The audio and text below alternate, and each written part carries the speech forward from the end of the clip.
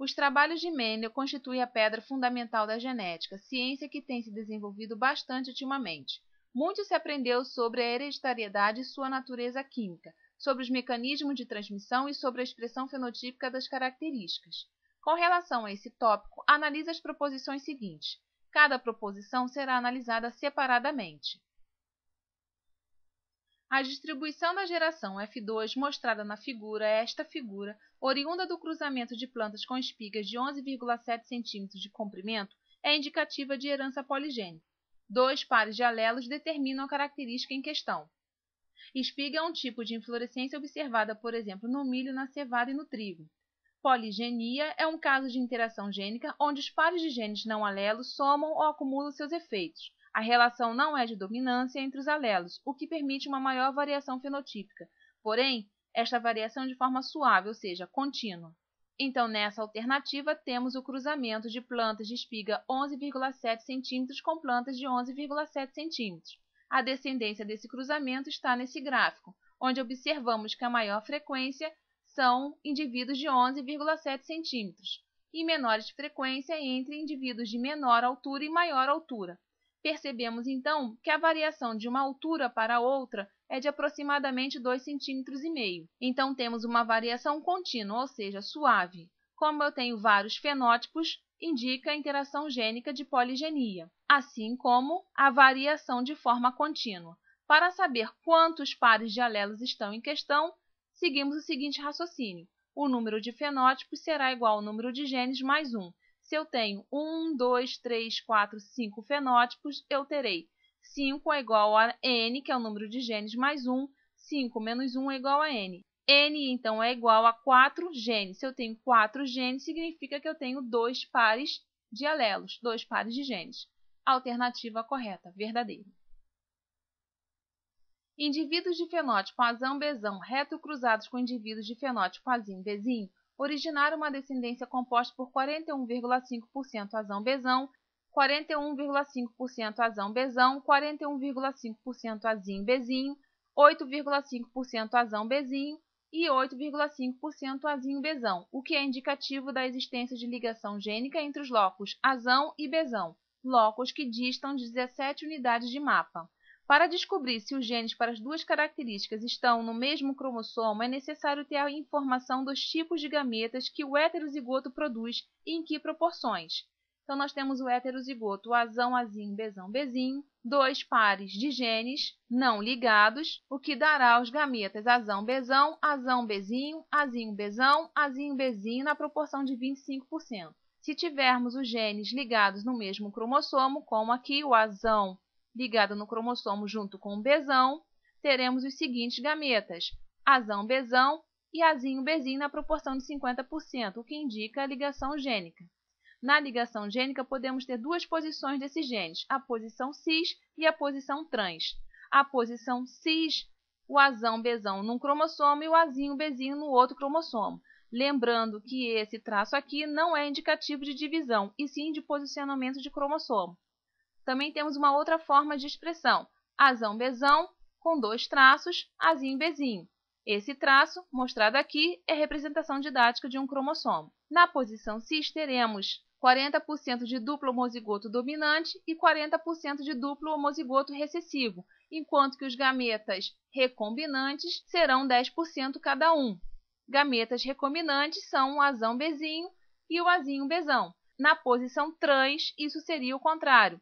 10% de azão-bezão, 10% de azinho-bezinho e 40% cada um de recombinante. Então, nesse caso aqui, nós temos uma ligação gênica na posição cis. Os genes recombinantes são resultados do crossing over, da permuta gênica, da troca de genes entre os cromossomos. Então, teremos o reto cruzamento entre indivíduos de híbrido com duplo homozigoto recessivo, onde os cromossomos desse dihíbrido sofreram a permuta gênica. Temos aqui a demonstração didática, 2 pares de cromossomos, onde os genes estão ligados, ocorre então a permuta gênica. Esse gene bezão vai para o lugar do gene bezinho, o gene bezinho vai para o lugar do gene bezão. Ficamos com esse tipo de esquema, que nos dará os seguintes gametas, azão-bezão, azão-bezinho, azinho-bezão, azinho-bezinho, onde esses dois são os nossos genes de recombinação. são os produtos do crossing over. No cruzamento, então, com duplo recessivo homozigoto, teremos os seguintes genótipos: Azão, Azinho, Bezão, Bezinho, Azão, Azinho, Bezinho, Bezinho, Azinho, Azinho, Bezão, Bezinho, Azinho, Azinho, Bezinho, Bezinho, onde esses dois, marcados aqui de verde, são os nossos recombinantes. A frequência de permutação é igual à soma das frequências das classes recombinantes. Então, temos 8,5% de Azinho Bezão mais 8,5% de Azão Bezinho, que são os nossos recombinantes. A soma dos recombinantes dá 17% ou 17 unidades de recombinantes. A unidade de medida de distância entre genes no cromossomo é a unidade de recombinação, UR. Então, se a distância entre os dois genes é de 17 UR, unidades recombinantes, significa que a taxa de recombinantes entre eles é 17%. 17 unidades recombinantes aqui está colocada na alternativa como 17 unidades de mapa. Alternativa correta, alternativa verdadeira. Apenas aves com penas verdes foram obtidas na F1 produzida a partir do cruzamento de machos de penas verdes com fêmeas de penas brancas. Na F2, originada do cruzamento de indivíduos F1, foi observada a seguinte distribuição fenotípica: 9 verdes, 3 amarelas, 3 azuis e 1 branco, o que indica a interação gênica entre dois pares de alelos. Então, na F1, tivemos 100% de penas verdes, um híbrido, uma vez que eu tenho penas verdes versus penas brancas. Só apareceu penas verdes. Na F2, que é o cruzamento de penas verdes versus penas verdes, lembrando que o X aqui quer dizer cruzamento entre esses indivíduos resultantes da F1. Para observarmos a frequência de 9 para 3 para 3 para 1, vamos cruzar separadamente cada par de genes. Vamos começar com Bezão Bezinho versus Bezão Bezinho. Vai dar Bezão Bezão, Bezão Bezinho, Bezão Bezinho, Bezinho Bezinho. 1/4 para Bezão Bezão, 2/4 para Bezão Bezinho e 1/4 para Bezinho Bezinho. Já para o par do gene A, Azão Azinho versus Azão Azinho, eu tenho Azão Azão, Azão Azinho, Azão Azinho, Azinho Azinho. 1/4 de Azão Azão, 2/4 de Azão Azinho, 1/4 de Azinho Azinho. Na interação gênica, temos então 4 tipos de fenótipos nesse tipo de interação gênica, porque existe a poligenia e a epistasia. Então, nós temos fenótipo 1, 2, 3 e 4, como mostra a alternativa, verde, amarelo, azul e branco. Para ter o fenótipo 1, basta ter o alelo Azão e o alelo Bezão, independente dos outros alelos. E para ter o fenótipo 2, basta ter o alelo Azão. E o fenótipo 3, o alelo Bezão. E o fenótipo 4, nenhum dos alelos Azão nem o Bezão. Então, ficamos Azão, Bezão, coloquei em vermelho. Apenas com o Azão, coloquei em verde. Apenas em Bezão, coloquei em verde. E a ausência do Azão e do Bezão, coloquei em azul. Então, ficamos 1/4 de Azão, Azão, que está aqui, com 1/4 de Bezão, Bezão, vai nos dar 1/16. Eu faço essa relação com todos os outros.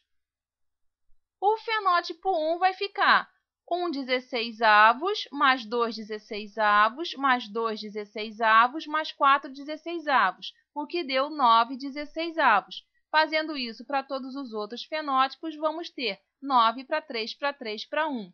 Alternativa correta, verdadeira. No heredograma a seguir, ilustra-se a ocorrência de uma anomalia determinada pela ação de um gene recessivo. Entre os indivíduos citados, apenas os genótipos 1, 3 e 2, 5 não podem ser determinados com exatidão. Então, a anomalia está marcada com essa mancha escura. E a anomalia é determinada por uma ação de gene recessivo. O gene recessivo, para se expressar, precisa estar em homozigose. Então, vamos colocar os genes recessivos. Como eu sei que o gene recessivo só se expressa em homozigose, eu sei o genótipo desse casal, que vai ser Azão Azinho e Azão Azinho.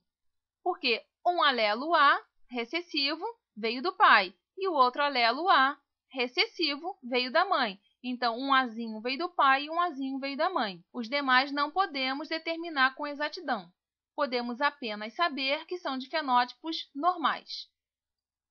Então, não é apenas o 1, 3 e o 2, 5 que não podem ser determinados com exatidão, como também o 2, 2, o 2, 4, o 2, 5, o 3, 1, o 3, 2 e o 4, 1. Alternativa falsa. Uma pessoa que apresenta um corpúsculo de Barr, atrofia testicular e esterilidade, geralmente grande estatura e cariótipo 47XXY, tem síndrome de Klinefelter. Corpúsculo de Barr, cromatina sexual, corresponde a um dos cromossomos sexuais X das células femininas, que está condensado. A maioria dos genes desse cromossomo está inativa. Então, para ser menina, precisa ter 2 cromossomos X, onde um ficará condensado. Esse corpúsculo de Barr, cromatina sexual, é visto ao microscópio óptico como uma mancha na face interna do envelope nuclear. Então, temos aqui um esquema didático de uma célula, membrana plasmática, citoplasma e núcleo. Esta manchinha é a nossa cromatina sexual. Cada espécie de ser vivo tem seu conjunto de cromossomos característico em número, forma e tamanho. A essa coleção dá-se o nome de cariótipo. No caso do ser humano, os cromossomos apresentam-se aos pares, ou seja, 2 conjuntos de cromossomos, cada conjunto de 23 cromossomos, o que nos dá 46 cromossomos. Então, o cariótipo de uma pessoa normal seria 46 cromossomos, onde desses 46 cromossomos, um par é o sexual, que pode ser o XX para menina ou o XY para menino. Também pode ser representado por 44 cromossomos autossômicos e o par de cromossomos sexual. No caso aqui da alternativa, temos 47 cromossomos, onde esse cromossomo a mais é um cromossomo sexual. Então, é um tipo de mutação de alteração numérica devido a uma não disjunção das cromátides na meiose.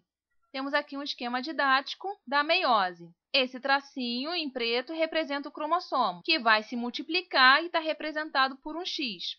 Na primeira divisão da meiose, cada cromossomo duplicado vai para uma célula.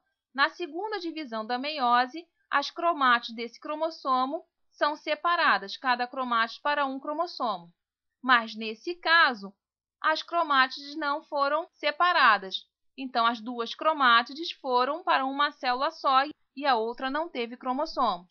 Então, nós temos aqui um caso, sim, de síndrome de Klinefelter, que tem como sintomas atrofia testicular e esterilidade, geralmente grande estatura, está mais associada aos homens e apresenta desenvolvimento exagerado das glândulas mamárias, que é a ginecomastia. Alternativa correta, verdadeira. Então, ficamos com as seguintes proposições verdadeiras: A0, A1, A2 e A4. E a proposição falsa, A3. Sequência: verdadeiro, verdadeiro, verdadeira, falsa, verdadeira. Questão encerrada.